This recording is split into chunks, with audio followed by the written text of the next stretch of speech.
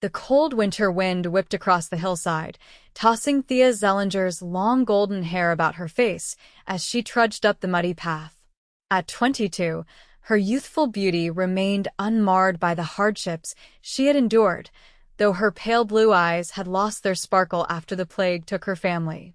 Her threadbare dress, once of vibrant green, had faded to the color of dying moss. The worn fabric clung to her slender frame, the neckline having torn slightly lower than propriety would allow, exposing her delicate collarbone and hinting at her feminine curves beneath. Behind her followed Simon, her 5-year-old son, and Bran, the scraggly mongrel dog that had appeared at their door the week after her husband had been laid in the cold ground. That had been nearly 2 years ago now. The plague had swept through their village of Meadowvale with merciless efficiency, claiming her parents, her husband Robert, and nearly half the village besides. "Are we there yet, Mother?" Simon asked, his small voice almost lost in the wind. Despite his young age, he understood more than any child should about hunger and loss. "Nearly there," Thea replied, squinting ahead at the silhouette of the cottage perched on the hill. That must be it. 3 days prior, a messenger from the magistrate's office had arrived at the tiny room she rented in the village, bearing news that had seemed like some cruel jest.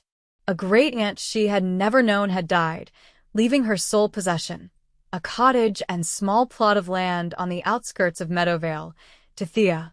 The inheritance had come with a brief note, yellowed with age. "To my great-niece Thea Zellinger, I leave all I possess, meager though it may be. May you find in it what others have overlooked. Eliza Zellinger." As Thea crested the hill, her heart sank. The cottage, if it could even be called that, was little more than a ruin. The thatched roof had collapsed in one corner, the garden was a tangle of weeds and brambles, and the small pond beside it was murky and choked with debris. This was to be their salvation? This broken-down hovel surrounded by untamed wilderness? "Is this our new home?" Simon asked, his voice small with disappointment. Thea forced a smile. "Yes, my love. It is ours now, and we shall make it beautiful again." Simon's face brightened. "Like in your stories? Where the magical garden grows?" "Just so," Thea said, ruffling his dark hair. "Though I fear we shall need hard work rather than magic." As they approached the cottage door, Bran darted ahead, barking excitedly. He circled the overgrown garden, nose to the ground, then suddenly stopped at a patch near what must have once been a flower bed. The dog began to dig frantically. "Bran, stop that," Thea called, but the dog continued, dirt flying behind him. Simon ran to the dog. "He found something, Mother. Look." Thea hurried over, expecting to find nothing more than a buried bone, or perhaps a rodent's nest. Instead, Bran had unearthed what appeared to be a small metal box. The tarnished container was no larger than Thea's hand, its surface covered in intricate engravings nearly obscured by corrosion. "What is it?" Simon asked, reaching for the box. "I know not," Thea replied, taking it from the ground and examining it. "But let us get inside before we lose the daylight. We can investigate this curious find once we have shelter." The interior of the cottage was in better condition than Thea had dared hope. Though dusty and long abandoned, the roof leak was confined to one corner, and the stone hearth seemed sound. A crude wooden table with a single stool stood in the center of the main room, and a small alcove held a straw mattress that would need replacement. It was humble, but it was more than the rented room she could scarcely afford in the village. "It smells funny," Simon observed, wrinkling his nose. "It smells of dust and disuse," Thea corrected him. "Nothing that cannot be remedied with soap and fresh air." As Simon explored the cottage's single room, Thea turned her attention to the mysterious box. After several attempts, she managed to pry open the rusted latch. Inside lay a tarnished key and a folded scrap of parchment. The writing was faded but still legible. "Beneath the seventh stone where water meets earth, The truth lies waiting. A riddle? Thea murmured to herself. She tucked the note and key into her pocket, deciding to puzzle over it later. For now, there was work to be done if they were to have a habitable home by nightfall. The next morning dawned clear, and Thea rose early to begin the monumental task of restoring the garden. If they were to survive the coming months, they would need to grow their own food. As she cleared away the brambles and weeds, she discovered that beneath the tangle of wilderness lay the remnants of what must once have been a magnificent herb garden. Though overgrown, she recognized the shapes of rosemary, thyme, and sage, struggling to survive amidst the chaos. Perhaps there is hope for this place after all, she said to herself. Simon and Bran spent the morning exploring the boundaries of their new property. The land extended further than Thea had initially thought, encompassing not just the cottage and garden, but also the small pond and a stretch of woodland beyond. "Mother," Simon called, running back to her with something clutched in his small hand. "Look what I found by the pond." He opened his palm to reveal a smooth, round stone unlike any Thea had seen before. It was deep blue, almost like lapis lazuli, but with swirls of gold running through it. "How beautiful," Thea said, examining the strange stone. "Where exactly did you find this?" "At the edge of the pond, where the stones make a circle," Simon replied. Bran was scratching at them, and this one came loose. Thea remembered the cryptic note, "Beneath the seventh stone where water meets earth." Could it be referring to the stones at the pond's edge? "Show me," she said, setting aside her gardening tools. Simon led her to the pond, which was even less appealing up close. The water was stagnant, covered with a film of algae, and choked with fallen branches and leaves. Around its perimeter lay a circle of flat stones, partially submerged in the mud. Bran was there, pawing insistently at one of the stones. Thea counted the stones, starting from the one nearest the cottage. 1, 2, 3. When she reached the seventh, she noticed it was slightly different from the others. While most were rough-hewn and irregular, this one was perfectly square, as though cut by human hands rather than shaped by nature. "Simon, stay back from the water," Thea warned as she knelt beside the seventh stone. Using a stick, she prodded at the mud around it, feeling for any give. The stone shifted slightly. With growing excitement, Thea worked the stick beneath the edge and levered it up. The stone came free with a sucking sound, revealing a small hollow beneath. Inside lay a metal container similar to the one they had found in the garden, but larger and seemingly better preserved. Thea's heart raced as she pulled it from its hiding place. "What is it, Mother?" Simon asked, creeping closer despite her warning. "I know not yet," Thea replied. "But I believe your great-great-aunt left us more than just a cottage." Back inside, Thea cleaned the mud from the container. Like the smaller box, it was covered in intricate engravings, vines and flowers that twined around the surface. The key from the first box fit perfectly into the lock. With trembling hands, Thea turned it and lifted the lid. Inside lay a leather-bound journal, a small pouch, and several folded documents yellowed with age.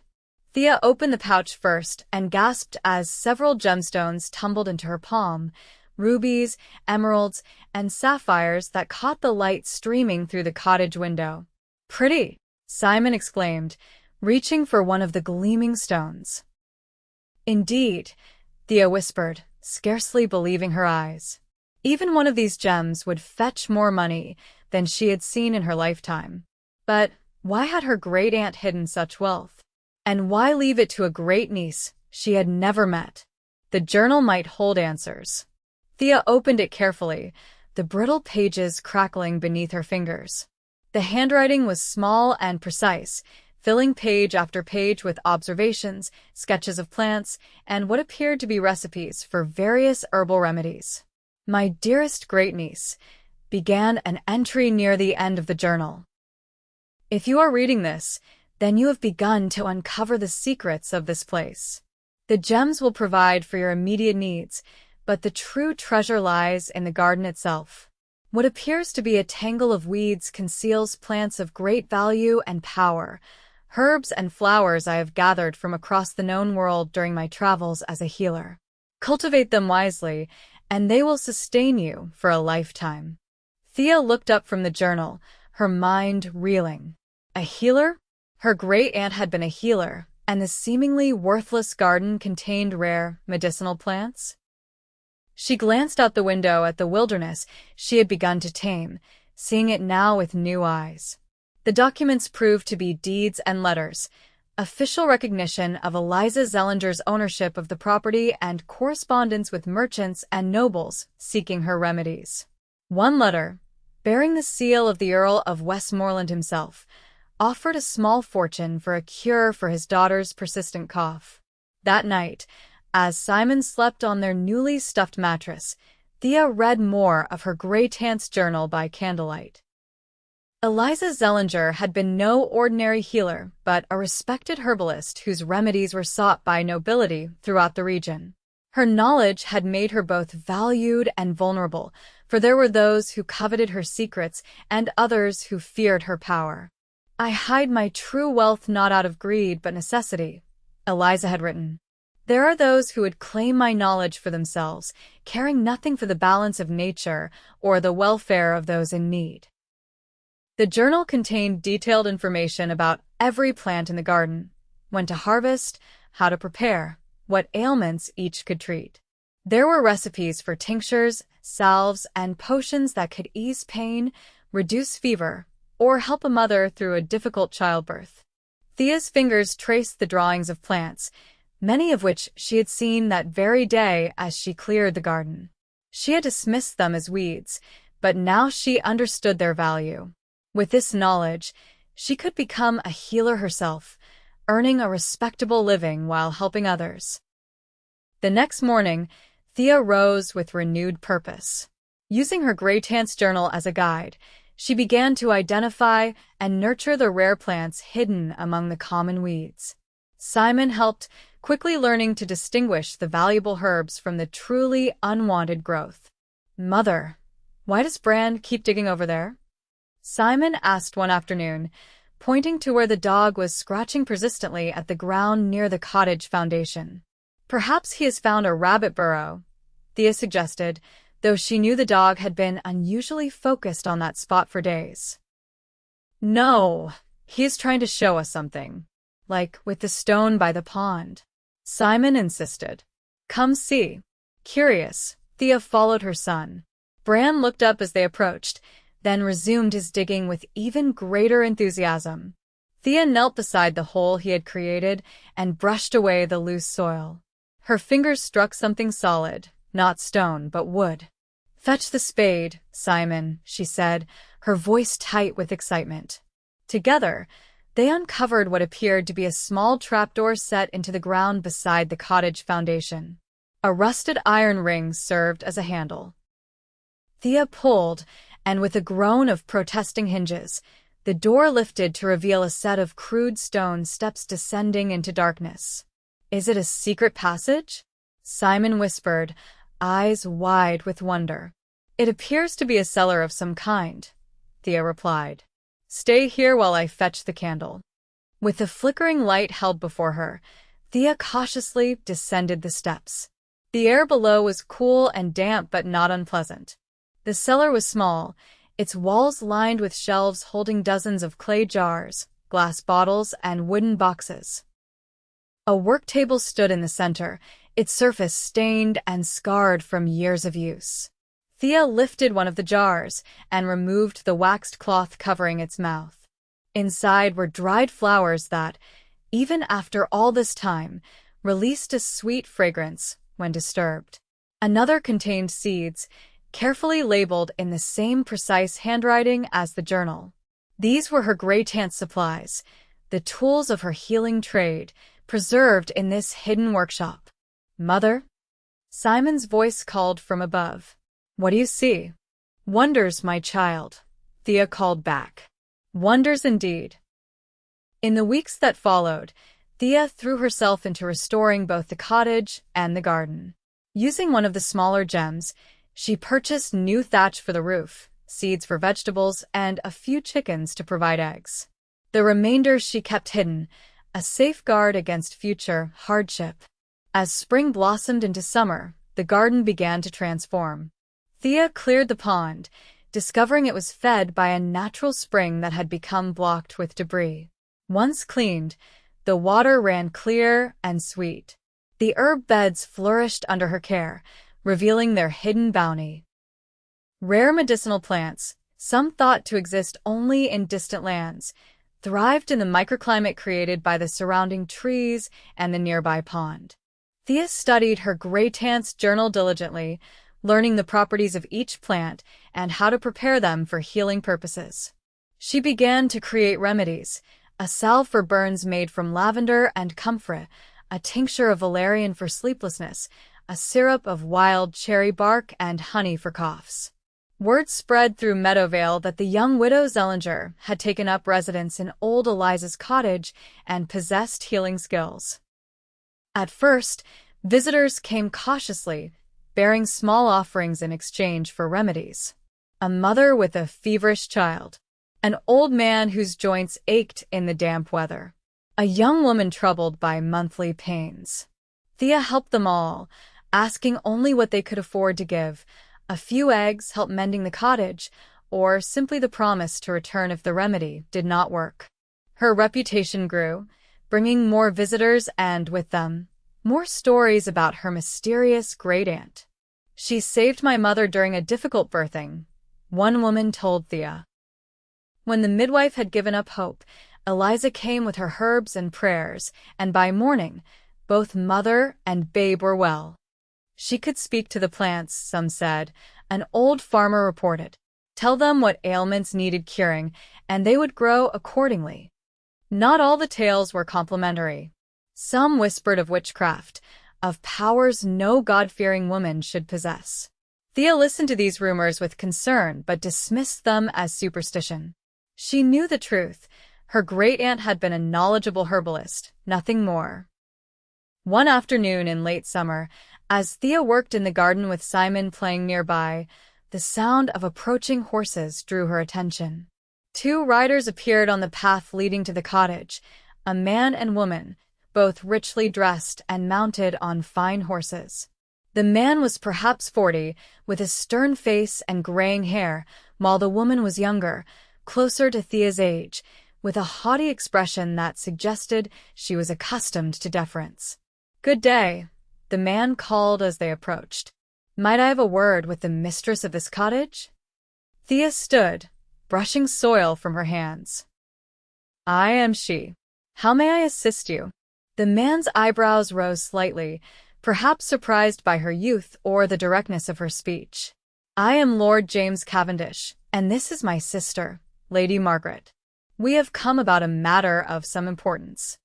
Thea curtsied, though her back stiffened at the unexpected presence of nobility on her humble property. "I am honored by your visit, my lord. Please dismount and rest yourselves." As the visitors tethered their horses and followed Thea to the cottage, she noticed Lady Margaret's appraising gaze sweeping over the garden with something like recognition in her eyes. Inside, Thea offered them cool water from the spring, served in her best, though still quite humble, cups. "I shall come directly to the point," Lord Cavendish said after a perfunctory sip. "This property once belonged to a woman named Eliza Zellinger. I understand you are her relation." "Her great-niece," Thea confirmed. "She left this place to me in her will." "How?" "Fortunate for you," Lady Margaret remarked, her tone suggesting it was anything but. "A young widow with a child, inheriting such a quaint establishment." "Indeed, I've been most fortunate," Thea agreed, choosing to ignore the condescension in the lady's voice. "May I ask what interest you have in my Greytant's cottage?" Lord Cavendish leaned forward. "Our family has long desired to expand our hunting grounds, and this parcel would complete our holdings nicely. I am prepared to offer you a fair price, more than fair, considering the condition of the place, and assist in relocating you to the village." Thea's heart raced, but she kept her expression neutral. "That is most generous, my lord, but I have no wish to sell. This is my home now, and my son's inheritance." A flash of annoyance crossed Lord Cavendish's face. "Perhaps you misunderstand me. The sum I offer would allow you to purchase a proper house in the village, something far more suitable for a young woman in your position." "My position is that of a healer, my lord, continuing the work my great-aunt began," Thea replied. "The garden contains rare medicinal plants that cannot be easily relocated." At this, Lady Margaret spoke up. "Medicinal plants? You mean you practice the old woman's herb craft?" She spoke the word as though it tasted foul. "I create remedies for those in need, yes," Thea said. "Surely there is no harm in easing suffering?" "Unless one makes promises that cannot be kept," Lord Cavendish interjected, "or charges exorbitant sums for false hope." Thea felt her cheeks warm. "I assure you I make no false promises, nor do I charge more than what is fair. Often less, when the need is great." "A noble sentiment," Lady Margaret said with a thin smile. "Yet one wonders how you support yourself and your child through such charity." Before Thea could respond, Simon burst through the door, Brand at his heels. "Mother, we found another one of the blue stones by the pond." The noble visitor stiffened at the interruption. Lord Cavendish's gaze fixed on the blue stone in Simon's hand, a twin to the one they had discovered weeks earlier. "What an interesting find," he said, his voice suddenly tight. "May I see it?" Simon looked to Thea, who nodded cautiously. He approached and dropped the stone into Lord Cavendish's outstretched palm. The nobleman examined it closely, turning it to catch the light. "Do you know what this is, Mr. Zellinger?" "A pretty stone my son found while playing," Thea replied carefully. "It is lapis lazuli, streaked with gold," he said. "Quite valuable, and most unusual to find in these parts. Have you discovered many such pretty stones?" "Only the two," Thea answered truthfully, though unease coiled in her stomach. Why was he so interested in the stones? Lord Cavendish handed the stone back to Simon. "I see. Well, I shall leave you to consider my offer. The price I am willing to pay is more than generous, 50 gold crowns. I suggest you think carefully before refusing." The sum was indeed substantial, enough to buy a comfortable home in the village and live without worry for years. Yet Thea knew the garden alone was worth far more, not to mention the gems and knowledge her great-aunt had left her.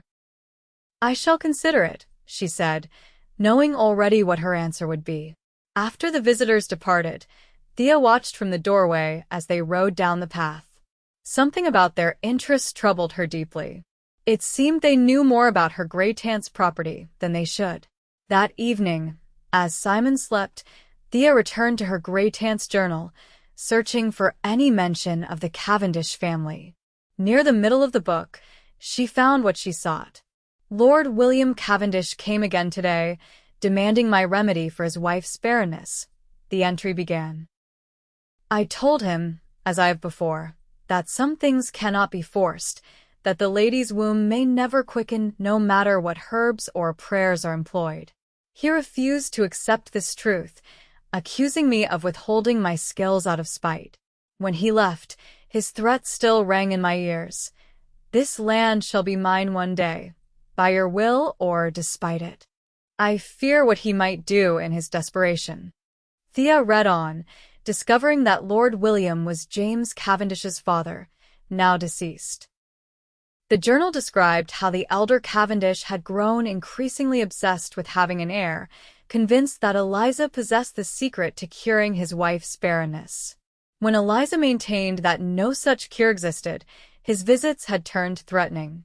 "Today I began preparations to conceal my most valuable possessions," Eliza had written several entries later. "The Cavendish estate borders my land to the north, and I have caught their men trespassing, searching for something, though whether it is my herbs or my life they seek, I cannot say."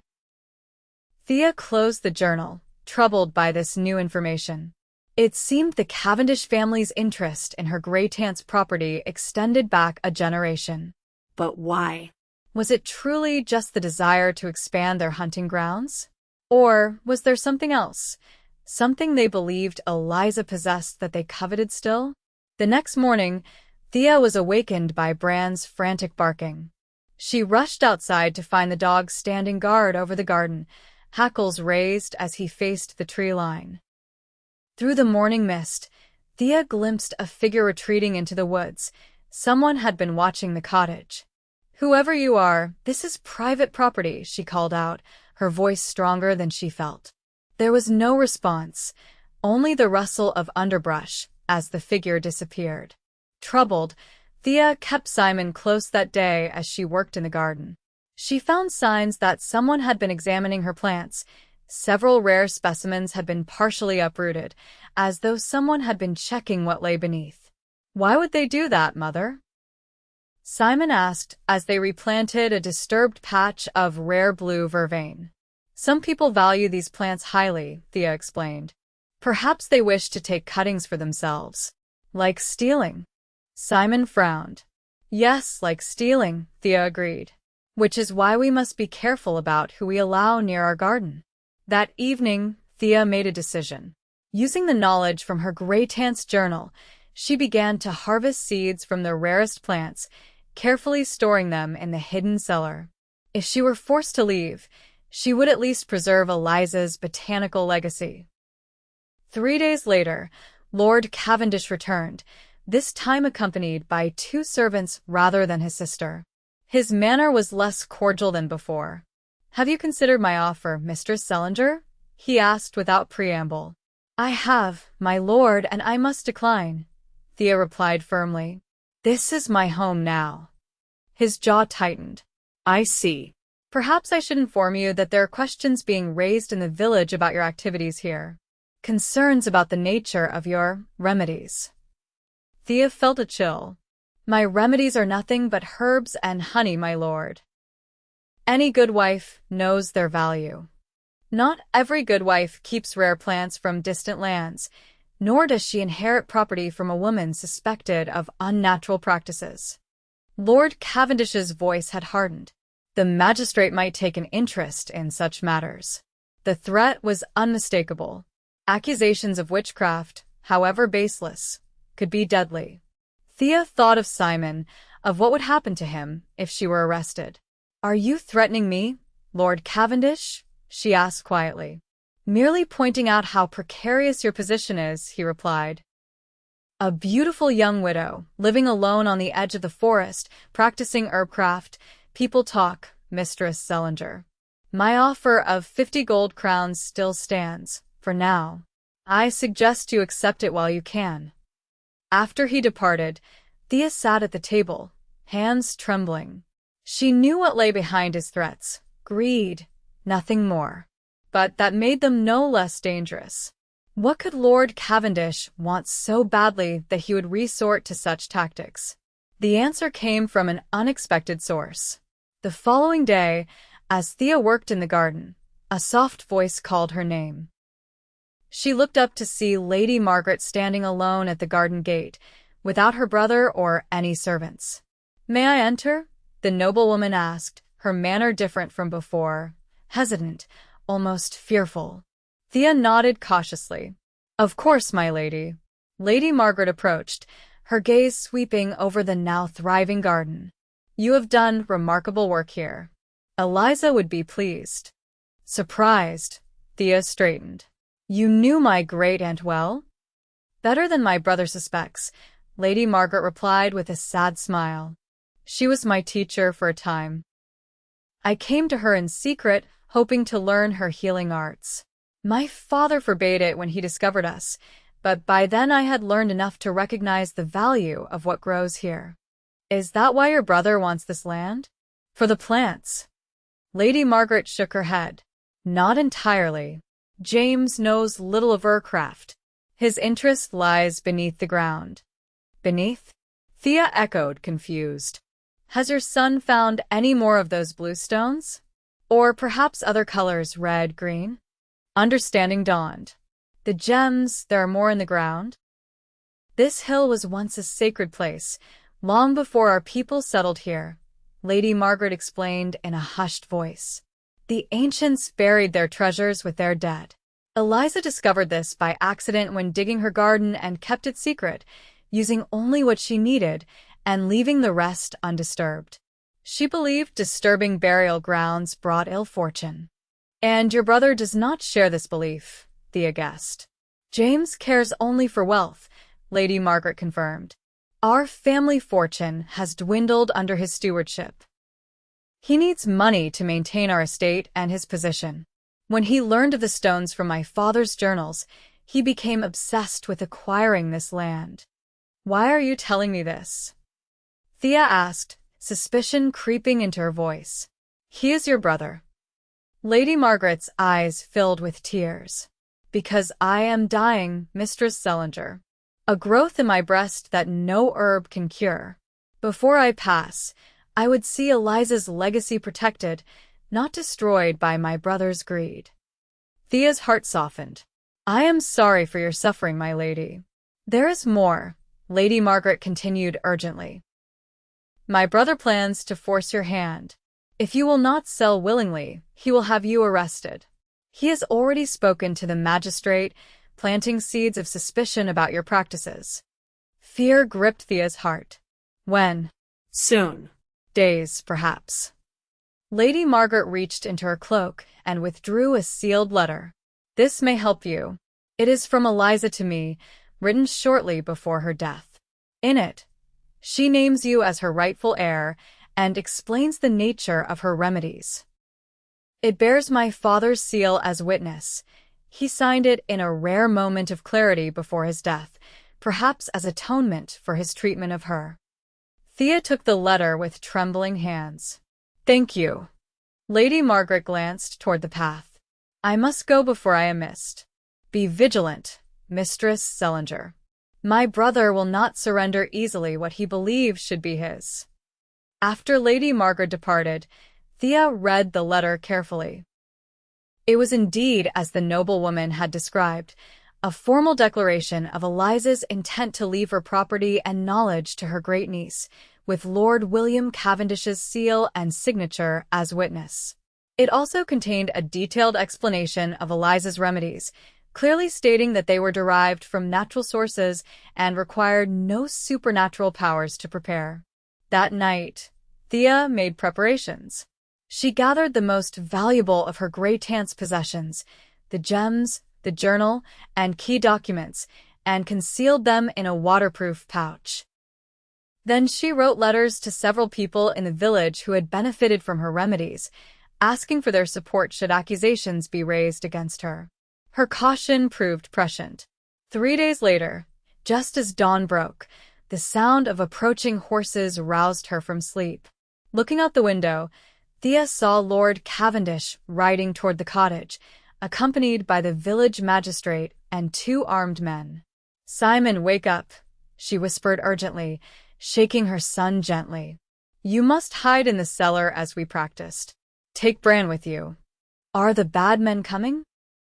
Simon asked, instantly alert. Yes, but do not fear. Remember what I told you, stay hidden until I call for you, or until nightfall. If I do not come by then, take the hidden path through the woods to Goodwife Miller's house. Simon nodded solemnly, clutching his small pouch containing a few precious possessions, including one of the blue stones. Thea helped him and Bran down into the cellar, closing the trapdoor and concealing it beneath the small rug. She had barely straightened her dress when a heavy knock sounded at the door. Thea Zellinger, called the magistrate's voice. Open in the name of the law. Thea took a deep breath, tucked Lady Margaret's letter into her bodice, and opened the door with a calm she did not feel. Good morning, Master Magistrate. To what do I owe this visit? The magistrate, a portly man named Thomas Gibbs, looked uncomfortable. Mistress Zellinger, serious accusations have been made concerning your activities. Lord Cavendish has testified that you practice unnatural arts and have bewitched villagers into giving you their valuables in exchange for poisonous concoctions. Behind him, Lord Cavendish's face bore a triumphant expression. "It is my duty to protect the people of this region from harmful influences," he said sanctimoniously. "These accusations are false," Thea replied firmly. "I am an herbalist, nothing more. My remedies contain only natural ingredients, as anyone I have helped can attest." "Nevertheless, you must come with us for questioning," the magistrate stated. "Your property will be searched for evidence of witchcraft." Thea stood straighter. "Before you take me anywhere, I have something you should see." She withdrew Lady Margaret's letter and handed it to the magistrate. "This document, bearing the seal of the late Lord William Cavendish, confirms my great-aunt's legitimate practice of herbal medicine and my rightful inheritance of her property and knowledge." The magistrate frowned as he read the letter, his eyes widening at the noble seal. Lord Cavendish stepped forward, his face darkening. "Let me see that," he demanded, reaching for the document. "It appears to be in order," the magistrate said reluctantly, holding it out of Cavendish's reach. "Your father's seal is unmistakable, my lord." "It is a forgery," Cavendish snarled. "My father would never have validated that woman's practices." "May I suggest we adjourn to the village?" Thea interjected. "I am happy to answer any questions before the full council, with witnesses present from among those I have helped. If I am guilty, I have nothing to fear from a fair hearing." The magistrate nodded slowly. "That seems reasonable. Lord Cavendish, you may present your accusations formally before the council this afternoon." "This is absurd," Cavendish protested. "The woman is clearly a witch. Search the property now. You will find evidence enough." "Without a proper warrant, I cannot authorize a search based solely on accusations," the magistrate replied, his resolve seemingly strengthened by the formal document. "Particularly when those accusations are countered by a document bearing your own father's seal." Thea saw the calculation in Lord Cavendish's eyes. A public hearing, with witnesses speaking on her behalf, would not serve his purposes. And if his sister's letter were made public, his own motives might be questioned. "Very well," he said finally. "But this matter is not concluded. I shall return with proper documentation." As the men departed, Thea remained in the doorway until they were out of sight. Only then did she release the breath she had been holding and retrieve Simon from the cellar. She knew she had won only a temporary reprieve. "Are we safe now, Mother?" Simon asked, clinging to her skirt. "For the moment," Thea replied. "But we must be prepared for Lord Cavendish to return." That afternoon, Thea received unexpected visitors, 3 women from the village whose families she had helped with her remedies. They came bearing baskets of food and offers of support. "We heard what happened," said Goodwife Miller, the baker's wife. "That Lord Cavendish is trying to drive you out with false accusations. The whole village is talking of it," added Widow Perkins, whose arthritis Thea had eased with a special salve. "Most are on your side, especially those you have helped. The magistrate's own wife spoke up for you." The third woman, young Martha Brown, chimed in. "Said her baby might have died of fever, if not for your syrup." Thea was deeply moved by their support. "Thank you. I fear Lord Cavendish will not surrender easily, though." "Why does he want your land so badly?" Goodwife Miller asked. Thea hesitated, then decided on a partial truth. "My great-aunt's garden contains rare medicinal plants. He believes they could be valuable." The women exchanged knowing glances. "There have always been rumors about this place," Widow Perkins said. "Some say treasures lie buried in the hill." "Whatever the truth," Martha added, "we will stand with you. The magistrate has agreed to hear testimonials from those you have helped if Lord Cavendish pursues his accusations." After they left, Thea spent the evening considering her options. She could fight. The village's support and Lady Margaret's letter gave her a strong position. But Lord Cavendish was powerful and determined. Even if she won this battle, he might find other ways to threaten her and Simon. The solution came to her as she reread her gray-tant's journal. One entry described how Eliza had handled a similar situation years before. When force cannot prevail, one must seek compromise that preserves what matters most. The next morning, Thea sent a message to Lord Cavendish, requesting a private meeting on neutral ground, the village church. To her surprise, he agreed, arriving at the appointed hour, without servants or guards. "You have reconsidered my offer?" he asked as they sat in the empty church, his voice echoing slightly in the stone building. "I have a counteroffer," Thea replied. "One that may satisfy us both." Lord Cavendish raised an eyebrow. "I am listening." "I know what you seek is not merely land for hunting, but what lies beneath the soil," Thea said directly. "The gems that occasionally surface near the pond and elsewhere on the property." His expression confirmed her words. "You are better informed than I expected. Here is my proposal. I will permit you to excavate a portion of the property, the area behind the pond, away from the cottage and garden. You may keep half of whatever you find. The other half remains mine, as does the cottage and garden." "Half?" Lord Cavendish scoffed. "Why should I settle for half when I could have all?" "Because pursuing your current course will bring scrutiny you may not desire," Thea replied calmly. "Questions about why a nobleman is so interested in a humble cottage. Attention to your family's connections to my great-aunt. Perhaps even examination of your estate's financial troubles." His eyes narrowed. "You threaten me?" "I offer facts," Thea countered. "As does your sister." At the mention of Lady Margaret, Lord Cavendish stiffened. "What has she told you?"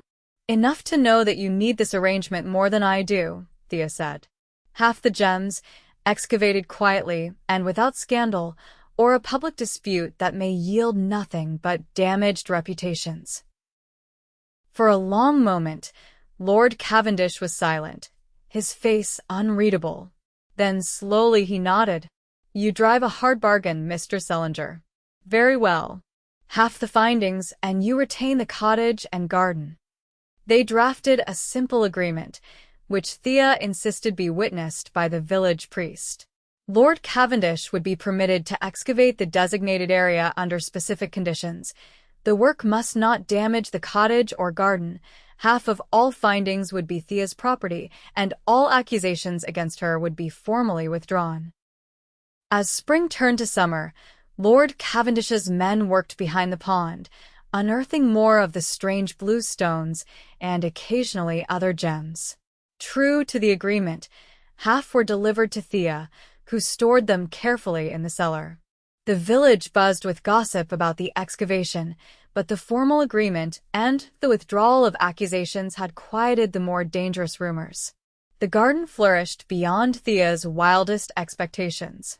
With Simon's help and Bran's constant companionship, she transformed the once tattered landscape into a verdant paradise. The rare plants her great-aunt had cultivated thrived under her care, their medicinal properties bringing healing to many. Lady Margaret visited occasionally, her strength waning but her spirit unbowed. She shared her own knowledge of healing arts with Thea, adding to the wisdom contained in Eliza's journal. When she passed peacefully that autumn, she left Thea her personal collection of books on herbcraft, a treasure as valuable as any gem. By winter, word of Thea's garden and her healing skills had spread beyond Meadowvale. People traveled from neighboring villages and even distant towns, seeking her remedies. She charged fair prices, adjusted to what each could afford, and never turned away those in true need. Lord Cavendish's excavation eventually ended, having yielded enough wealth to restore his family's fortunes. Though their relationship remained formal, a grudging respect had developed between them. He had gained the financial security he sought, while Thea had preserved what mattered most to her, her home, her garden, and her great-aunt's legacy. One crisp autumn morning, 5 years after she had first arrived at the cottage, Thea stood in her garden, now a lush tapestry of herbs, flowers, and vegetables. Simon, now 10 years old, worked beside her, carefully harvesting chamomile blossoms for drying. Brand, gray-muzzled but still vigilant, dozed in a patch of sunlight. "Mother," Simon said thoughtfully, "do you think Great-Great-Aunt Eliza knew we would come here one day?" Thea smiled, looking around at the thriving paradise they had created from the tattered remnants of Eliza's garden. "I believe she did, in a way. She left clues for us to follow, treasures for us to find, not just the gems, but the knowledge in her journal and the magic in these plants." "Not real magic," Simon clarified with the seriousness of a child who has outgrown fairy tales. "Just the special properties of the herbs." "Just so," Thea agreed. "Though sometimes, when the right plant heals the right ailment at the right time, it feels very much like magic indeed." As they worked together in the golden light, Thea reflected on how her life had changed. From destitute widow to respected healer, from homeless to mistress of a thriving estate, all because she had the courage to accept an inheritance that had seemed worthless at first glance. The tattered garden had become a paradise, yielding treasures both seen and unseen. And Thea Zellinger, once lost in grief and poverty, had found not just security but purpose, continuing a legacy of healing that would extend far beyond her own lifetime, through the knowledge she passed to her son and the plants that would continue to grow long after she was gone.